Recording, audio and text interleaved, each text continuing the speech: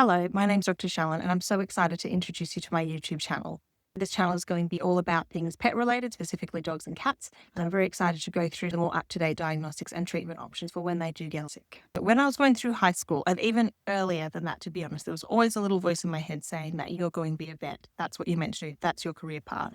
And I honestly can't really remember a time in my life growing up that I didn't think, yep, I'm going to be a vet. This is my path. This is what I was put on earth to do. One of the things I do love about veterinary medicine, and I appreciate it more so now, particularly getting a little bit older, is that you do get to delve into a little bit of everything. You can do general preventative care, you can do some dermatology, you can do some oncology, you do surgery. Obviously, we do a lot of diagnostics in-house, so x-rays, ultrasounds, blood work. In certain practices, you have access to endoscope CT machines, and occasionally MRIs are starting to trickle through, which is very exciting.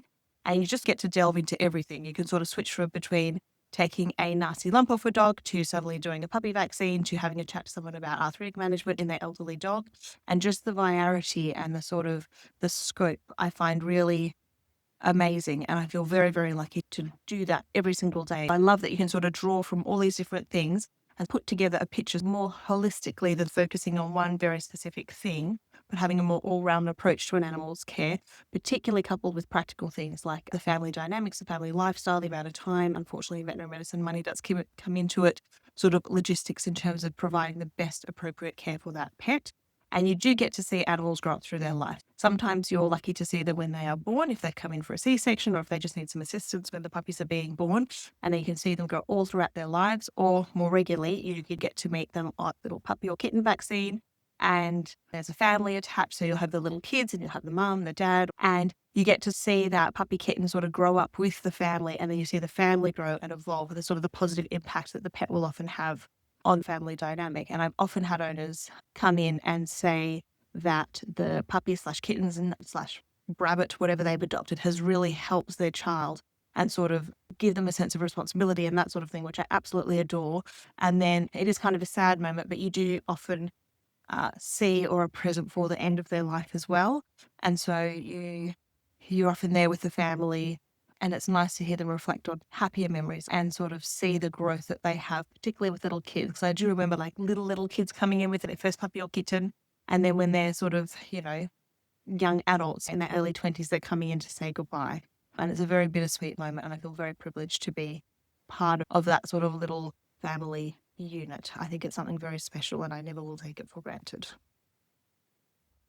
I also really love the variety. I can go from vaccinating a cute little puppy to taking a nasty lump off an elderly dog to triaging a kitty cat in respiratory distress. And so the sort of, every day is different. Every day is a little bit challenging in different ways as well.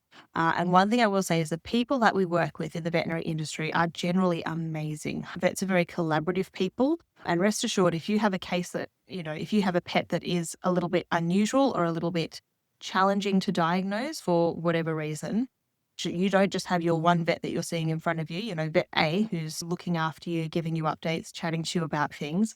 That vet will be talking to other vets within the practice. They'll be talking to colleagues outside the practice.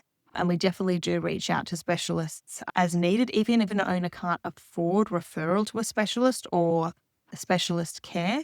We do all talk to each other. So, it's not uncommon for me to send an email, call, depending on what we're dealing with, but an oncologist or a ophthalmologist or a cardiologist or a small animal internal medicine person and be like, hey, I've got this case, it's a little bit odd. Owner can't afford referral, which is hard, and I get it, particularly nowadays. Do you have any suggestions? This is what we found. This is what we're thinking. Is there anything else we should be considering or doing, and that sort of thing?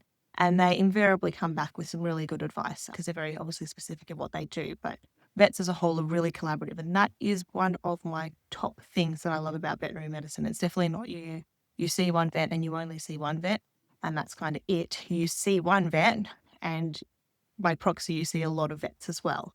To be fair, it's not always scary cases. Sometimes we just have a really cute patient or a really beautiful, you meet those dogs and cats sometimes, and they're just personable. They just sort of look at you and grab your heart. Those sort of ones, you sort of are like, oh, we're just going to, go for a little wander in the treatment room, and you introduce them to everyone. And it's just like, that's why we do what we do. So we can meet all these amazing pets and pet owners and see those sort of connections. I will also say vet nurses are your veterinarian's rock. We would not exist without them. We would crumble without them. I think vet nurses are not paid well. They do work a lot of long hours and they do work a lot of stressful hours, and they're very underappreciated, I think. So yes, your vet is there to help you, but the vet nurse is also there equally to help you and your pet. And it is a team, definitely a team approach in the veterinary industry. We wouldn't exist without each other. So I love my nurses and I could not do my job without them. I tell you that. They do a lot, and I wish they were paid more and recognized more. That would be a good thing. And I think it's one of the things that needs to be recognized a little bit more. In terms of my earlier life, I grew up on the Mornington Peninsula, which in Australia, where Melbourne is, it's about 2 hours underneath of Melbourne and close to the beach. It's a beautiful spot of the world. And growing up, I was kind of like the nerdy, shy, reserved kid. I did do a lot of outdoorsy stuff. I rode horses. I played in a school soccer team. I did cross country. I did like running back then. And I also did play the violin and the clarinet in the school orchestra. And I also sung in the choir. I was lead violin, believe it or not, which I think speaks more to their lack of people playing the violin at school, and there was a few to pick from, but I was lead violin. And I never did drama. I do remember that. The thought of doing drama and getting up and talking and acting as somebody else in front of people scared the socks off of me. It was not something that I wanted to do. So I remember basically having a debate with a teacher that I already did soccer and I already did cross country and I already did, violin and clarinet. And I sang in the school choir and I shouldn't have to do drama. I do enough. Like I shouldn't have to do drama classes. So I actually got out of doing drama classes, which I think was the teacher getting sick of me and just being like, whatever, go away. But it's not something that I ever want to do. And I wish they'd made me do it because I think it would have been good for me. But like most people, when I get something in my head and I don't want to do it, you won't do it. You'll find a way to get out of it. So anyways, that was my sort of earlier upbringing.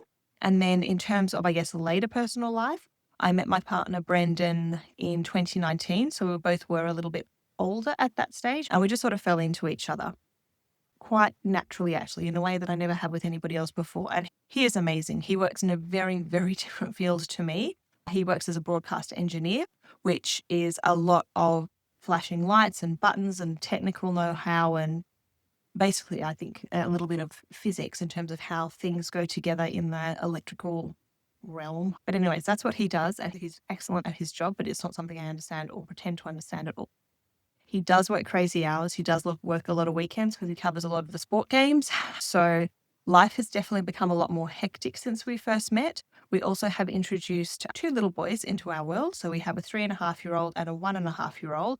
And I'm currently pregnant with our 3rd little boy, 39 weeks pregnant, so due any day now, but technically in about a week is his due date. So he's coming soon. And then we also have 2 rescue cats, which I bought in. One is called Dazzle, and he's the older boy, and we are getting a little bit worried about him. He's starting to get a few little aches and pains, nothing major, but we are keeping an eye on him. And then we also have Nugget that I got because for various reasons the owners didn't want them anymore. And then my partner brought in a more unique pet, which is a blue and gold macaw named Marquez. And she is essentially our first child. Macaws are like twin toddlers. They're very intelligent, very needy, very expensive to look after. Definitely wouldn't recommend a macaw as a pet unless you have a lot of time and a lot of patience. This draws this video to a close and also brings me to my final point, which is why I want to start a YouTube channel. And there are a few reasons for this. The biggest one is there are a lot of very, very dedicated, very loving pet parents out there. And there's a lot of information out there as well. And there's a lot of different people chattering in ears and giving sometimes good and sometimes bad advice. And it can be really tricky to tell, who is giving you the right advice for your pet and your situation and who is potentially giving you the wrong advice or even damaging advice. One of my favorite things when I'm working with clients is to let them know the options, because there's definitely not one, boom, boom, shake the room option for every single pet and every single owner. There are always unique challenges that come along and differences in, I don't want to say the level of care that they give or the amount of care that they can give, because people love their pets very much. They would never bring them to the vet if they didn't. But I guess realistically, what is the best that we can do for your pet to make sure that they are happy and healthy and comfortable? So I want to delve into that more and be hopefully a trusted voice for your pet and give you science-based, evidence-based, experience-based information. So I do have an Instagram handle, which I'll put here. And on my Instagram, I definitely go through my sort of more day-to-day life. But I'm hoping that you'll get to know me a little bit more personally through this YouTube format as well. It's certainly a little bit more long form. I hope you stick around. I think you're really going to like it here. And thank you so much for watching. Bye.